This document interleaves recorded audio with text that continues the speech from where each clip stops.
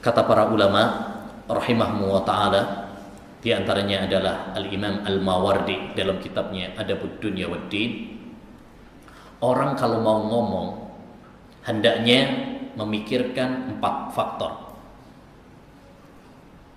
Andai semua kita sebelum ngomong memikirkan 4 hal ini, kasih dong ngomong ya. Yang pertama, memikirkan pada niatnya. Tujuan kita ngomong ini apa? Tujuannya baik ataukah enggak? Dipikirkan dulu.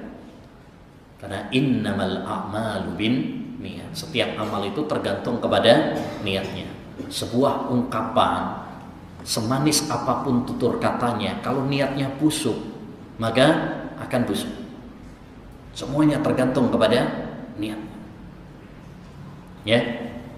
Makanya orang-orang yang omongannya itu niatnya baik, ikhlas, lillahi ta'ala, Allah akan jadikan berkah, keberkahan untuknya.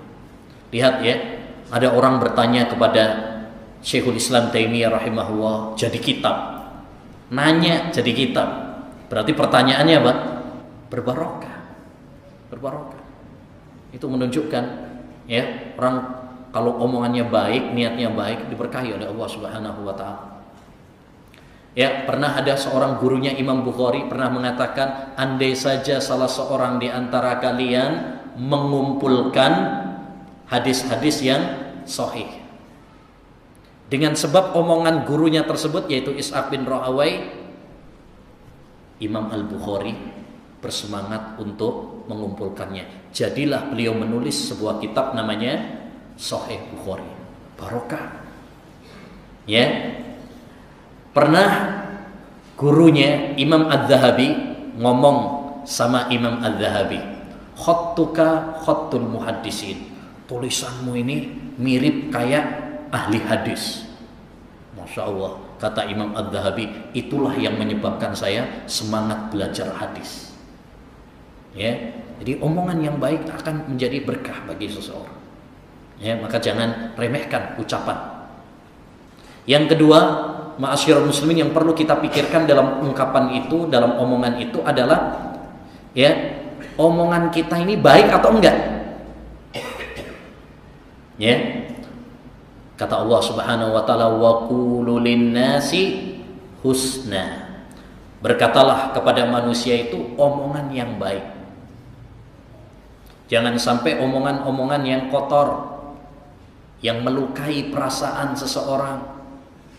Ya, perkataan-perkataan yang dimurkai oleh Allah Subhanahu wa taala. Nah, itu pernah disebutkan oleh Nabi SAW, ditanyakan kepada Nabi, wahai Rasulullah, ada seorang wanita rajin sholatnya, rajin puasanya, bukan yang wajib saja, yang sunnah pun dia lakukan, sodakohnya juga demikian, tapi wahai Rasulullah, omongannya sama tetangga nyelekit. Ya, omongannya itu apa? Menyakitkan. Apa kata Nabi? La khaira fiha hiya finnar. Wanita tersebut nggak ada baiknya, dia di neraka. Masya Allah. Ya, gara-gara omongan. Yang ketiga yang perlu kita pikirkan sebelum ngomong adalah ya, tutur katanya lembut atau enggak. Kadang omongan baik, tapi kalau ngomongnya kasar, jadinya apa? Jelek juga. Nyuruh orang sholat bagus, tapi omongannya kalau bentak, jadi gak bagus. Ya, volume itu penting, ya kan? Nah, makanya Allah Subhanahu wa taala mengatakan, "Fabima rahmatin minallah lintalahum walau kunta faddan ghalidhal qalbi lam faddu min haulik." Ya, dengan rahmat Allah Subhanahu wa taala hendaknya kamu lemah lembut kepada mereka. Adapun kalau kamu kasar, keras, orang bubar dari kamu. Ya. Orang kita nyampaikan omongan dengan lemah lembut aja belum tentu diterima. Apalagi disampaikan dengan apa? Kasar, bubar orang. Ya, belum dengerin sudah apa? Alergi duluan. Nah, maka ini penting, ya. Kalau kita ingin ngomong yang baik, volumenya pun harus baik dengan penuh kelembutan, ya. Baik. Yang keempat yang perlu kita perhatikan juga adalah apa? dampaknya.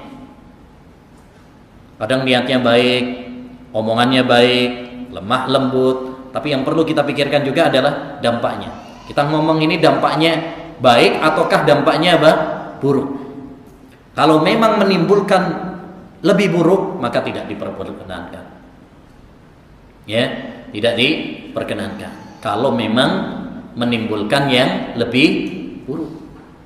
Makanya di antara kaidah yang disebutkan oleh para ulama, tidak boleh mengingkari kemungkaran kalau malah menimbulkan kemungkaran yang lebih besar. Nggak boleh. Seperti kisah seorang Arab Badui yang kencing di masjid itu kan. Nah, para sahabat sudah ngamuk itu, udah emosi. Kata Nabi SAW, biarin dulu, biarkan kencing sampai selesai dulu. Ya. Terus Nabi SAW nyuruh para sahabat untuk ngambil apa? Air, suruh nyiram. Ya. Nah, baru setelah selesai dipanggil sama Nabi SAW Arab Baduinya. Dinasihati dengan lemah lembut. Wahai hamba Allah, ya Abdullah. Bagus nih. Wahai hamba Allah, ini masjid, rumah Allah. Nggak pantas dong kalau kemudian apa? Kencing ini tempat untuk sholat, tempat untuk zikir, baca Quran. Ya. Baik. Dengan sebab kelembutannya Rasulullah SAW, orang Arab Badui tersebut mengatakan apa? Allahumma arhamni wa Muhammadan wa la tarham ma'ana ahadan. Ya Allah, sayangi saya sama Muhammad aja, yang lain nggak usah kamu sayang. Ya. Saya sama Muhammad tok aja, yang lain nggak usah disayang. Taib. Yang menarik di sini adalah Nabi SAW tidak mengingkari orang Arab Badui tersebut langsung. Padahal itu kemungkaran. Kenapa? Karena kalau diingkari saat itu juga malah menimbulkan yang lebih besar. Ya, madarat lebih besar. Satu, orang tengah-tengah kencing kemudian diingkari, menyakitkan dia. Coba orang tengah-tengah kencing suruh macet, sakit Pak. Nggak percaya cobaan. Ya kan?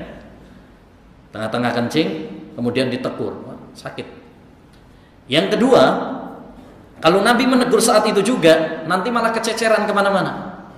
Malah kena celananya, malah kena bajunya, ya, malah mungkin kena semua masjid kena malahan, ya, pergi ke sana ada sahabat, wah kabur lagi ke situ ada lagi, akhirnya lari-lari kena semuanya malah.